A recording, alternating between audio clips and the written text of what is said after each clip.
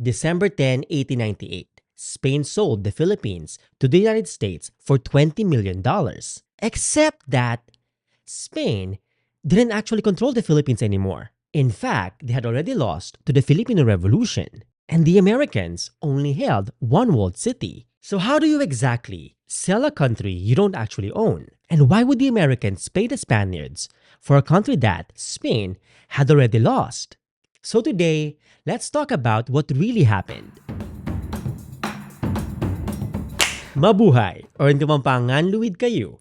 Welcome back to my channel. It's me, Kirby Araullo, your friendly Pinoy historian. In today's video, we're breaking down how and why the United States bought the Philippines. From the fake battle to the Treaty of Paris, and what it really cost our people. Because the story that they taught us in schools for the past century, that is not exactly what really happened. So let's dive in. Unknown to many, in 1898, Spain and the United States staged a fake battle. They had planned it in advance. With blank shots, it was all scripted. But why? Because Spain refused to surrender to the Filipinos. They would rather pretend that they had lost to the Americans, the Westerners, than to admit that they were defeated by the Filipino revolutionaries. To understand how we got here, we have to rewind back a few years. The Philippine Revolution had been raging since 1896, and even when Aguinaldo went into exile in 1897, the revolutionary fervor never died. The Filipino people continued fighting for liberation. But then, the Spanish-American War broke out over Cuba, and the United States saw an opportunity in the Pacific. Commodore Dewey sailed into Manila Bay and destroyed the Spanish fleet. But the Americans had a problem. They didn't actually have enough ground troops. So they brought back Aguinaldo from Hong Kong and made promises, like support for independence and the recognition of the Philippine Republic. And Emilio Aguinaldo believed them. By June 12, 1898, 6 months before the Treaty of Paris was even signed, Filipinos had already declared independence in Kawit, Cavite. Filipinos were not waiting around to be saved. They had been fighting for freedom for centuries. In fact, there has been at least over 200 documented revolts against Spain since the 1500s. And actually unknown to many, the sultanates in Mindanao and Sulu, the indigenous peoples of the Cordilleras, and the Lumads of Mindanao were never conquered nor colonized by Spain. The Spaniards claimed the whole archipelago on paper but never actually controlled any of those regions. So this was not some, backwards colony waiting for Western saviors. This was a revolutionary nation that had defeated a global empire. In fact, when the Americans arrived, Filipino forces effectively controlled most of the country. The revolutionary government was up and running. Independence had been declared, and elections were being held throughout the islands. The Malolos Congress was drafting a constitution for the first Philippine Republic, aka the first constitutional republic in Asia. Spain was finished. They knew it. We knew it. The world knew it. But Spain refused to accept this. So on August 13, 1898, they coordinated with the Americans to stage the mock battle of Manila. They signaled each other in advance. They kept casualties at a minimal and put on a grand performance for the world. Meanwhile, the Filipino forces, the ones who had actually been fighting and were actually winning, were deliberately kept in the dark outside the city walls. They were banned from entering their own capital, while the two empires shook hands over their heads. Two empires stage a fake battle just to avoid acknowledging Filipino victory, just to ignore Philippine independence. And it actually worked. How many of you actually learned that Filipinos had already won? October 1898, two empires sit down in Paris to negotiate, to sell a country that neither of them actually controlled, that neither of them actually owned. For 2 months, they negotiated, but not a single Filipino was allowed in the room. And on December 10, 1898, they signed the Treaty of Paris, one of the biggest land grabs in history that you've probably never heard of. The treaty granted Cuba independence, but with American strings attached. It also gave Puerto Rico and Guam to the United States for free as part of the standard terms of losing a war. But for the Philippines, the United States paid $20 million. $20 million to make conquest look legitimate, to make invasion look legal, to put a price tag on an imperialist conquest. But the thing is, neither Spain nor the US actually controlled the Philippines when they signed this treaty. Spain had lost. The Philippine Revolution had defeated them militarily and politically. By December 1898, Spain was down to a very few besieged holdouts, like a handful of soldiers trapped inside a church in Baler who didn't even know the war was over, and a couple of garrisons surrounded by thousands of revolutionary forces. That's it. Spain was selling a country they had already lost. So, if Spain was defeated, what about the Americans? Didn't they actually win the Spanish-American War? So after the mock battle of Manila, the Americans only held the capital, and it was actually surrounded by thousands of Filipino revolutionary forces. In fact, towns across Luzon, the Visayas, and even parts of Mindanao were all under Filipino control.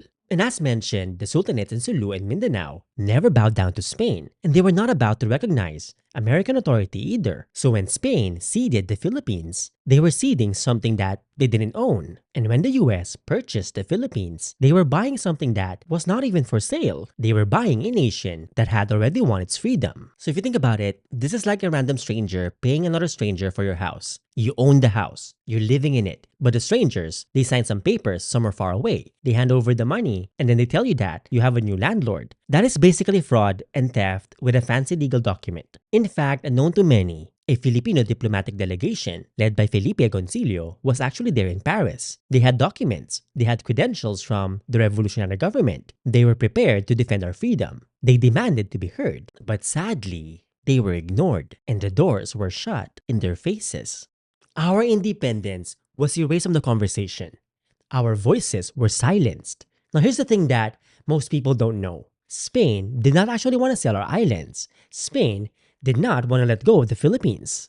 That $20 million, Spain didn't want it. Queen Maria Cristina wanted to keep Spain's colonies. And when negotiations started in October 1898, Spanish diplomats tried to hold on to whatever they could. They knew they had lost, so they tried to bargain, offering to give up Mindanao and Sulu, territories that they barely controlled anyway, hoping to at least keep Luzon and the Visayas. Now on the American side, some negotiators considered accepting just Luzon and leaving the rest to Spain, but William McKinley shut that down. He told his negotiators that taking merely Luzon was unacceptable. The United States would demand the entire archipelago or nothing. So it didn't actually matter what Spain offered. The Americans made it clear. Take the money for everything or they take the Philippines anyway. And that $20 million or nearly 800 million today wasn't really about buying the Philippines. It was more of a bribe to make Spain go away quietly. The United States wanted legal cover for their occupation of the Philippines to make the whole thing look legit.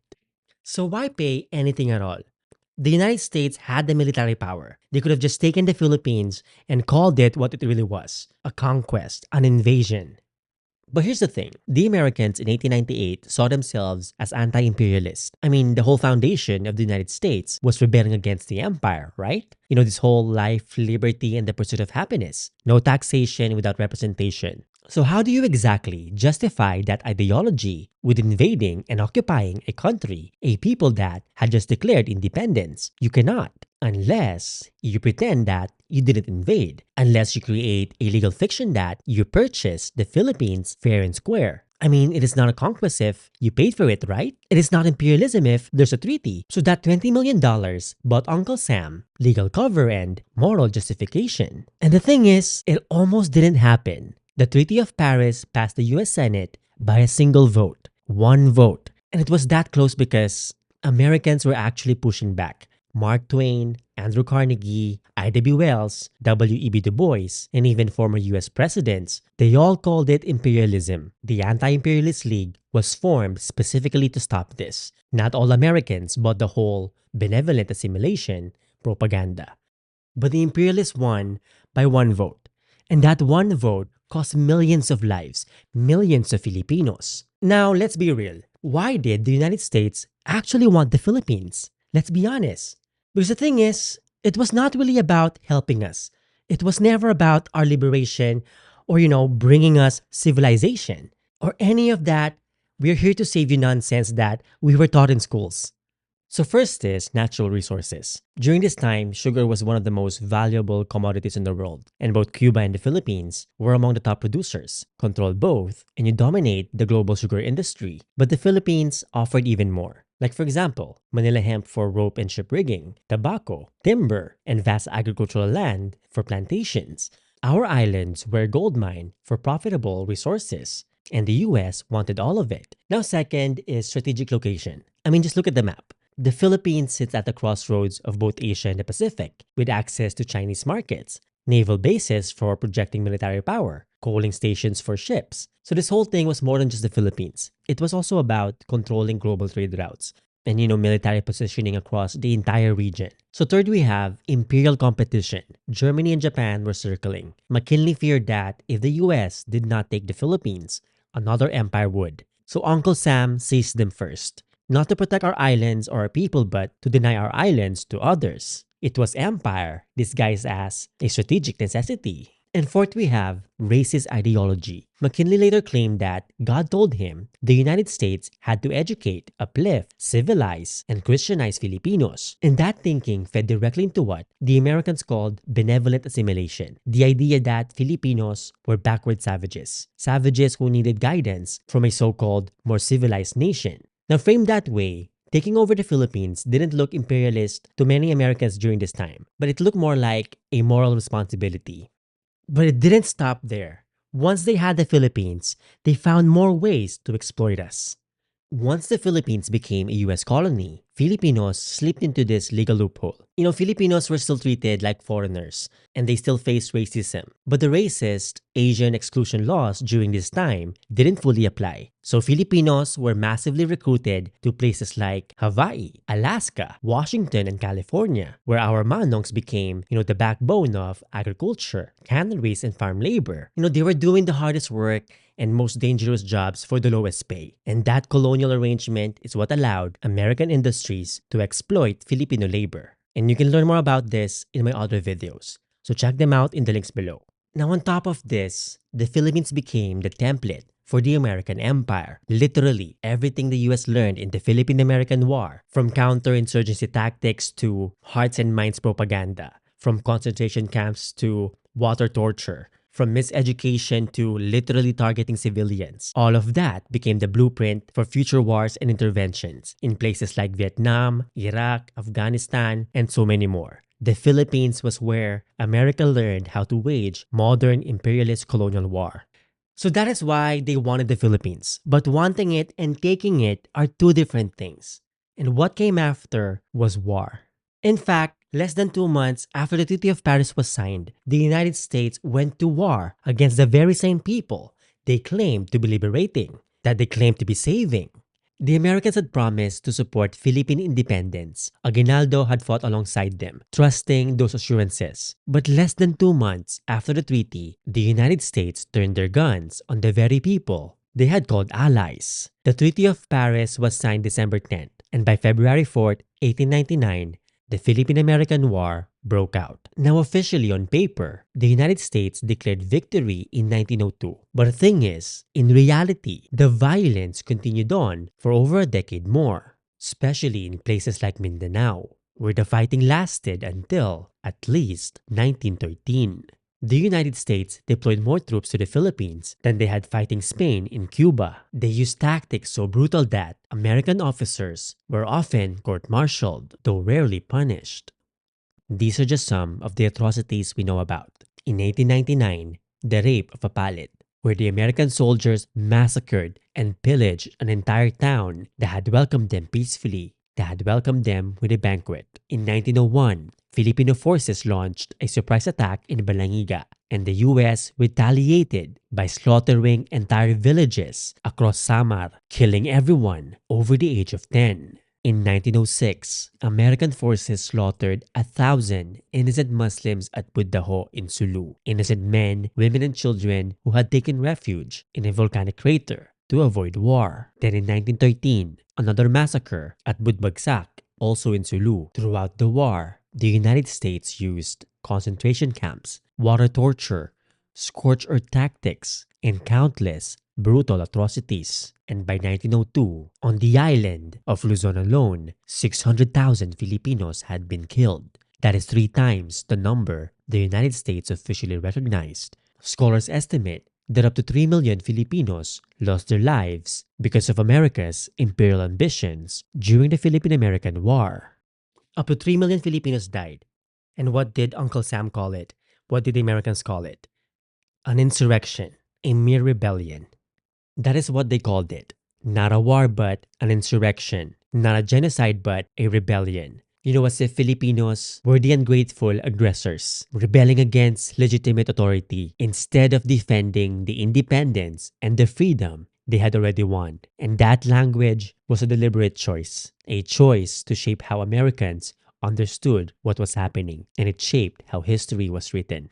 But the killing was not enough.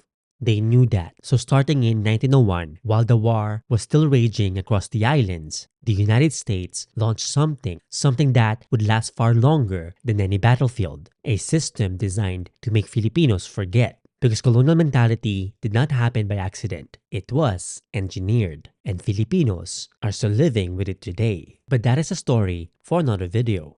So that is how the United States bought the Philippines.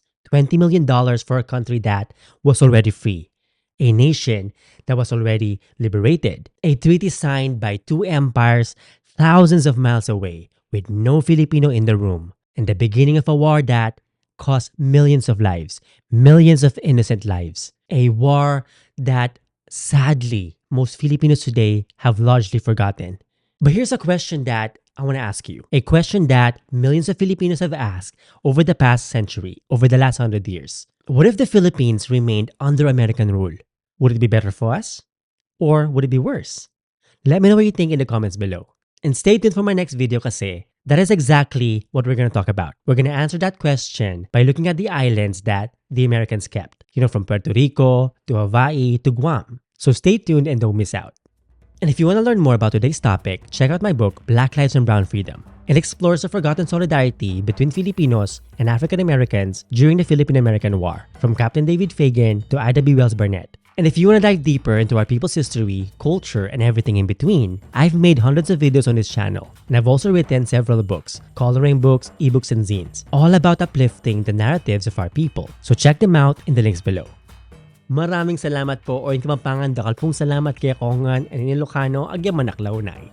See you next time, mga Tagalog kita kids and in Kapampangan, Mikitix and in Binisaya, kita aita.